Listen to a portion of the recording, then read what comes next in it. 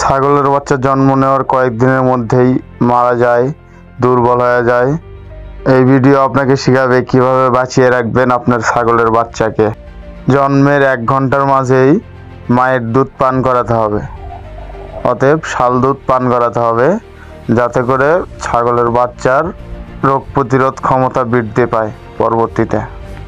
প্রথম 7 দিন বাচ্চাকে গরম জায়গায় রাখতে হবে।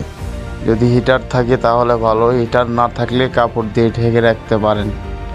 ঠান্ডা বাতাস একেবারেই দেওয়া যাবে না। দুধ ছাড়া কিছুই খাওয়াবেন না বাচ্চা জন্ম নেওয়ার 15 দিন পর্যন্ত। এরপর দুধের পাশাপাশি ছাগলের কাঁচা ঘাস ও কাঁচা দানা খাওয়াইতে পারেন। 21 দিনের মাথায় বাচ্চাকে প্রথম টিকা দিতে হবে, যেমন পিপিআর, ইটি, এফএমডি। এছাড়াও 45 দিনের মাথায় কৃমির ওষুধ খাওয়ান। বাচ্চা ছাগলের ঘর হবে শুকনা, উঁচু এবং পরিষ্কার পরিচ্ছন্নতা। যদি খড় থাকে তাহলে খড় নিয়মিত পাল্টিয়ে দিন। ঠিকমতো যত্ন নিলে 6 মাসে 20 থেকে 25 কেজি ওজন হতে পারে। ভালো জাত হলে 5 থেকে 6 হাজার টাকা বিক্রি করা সম্ভব।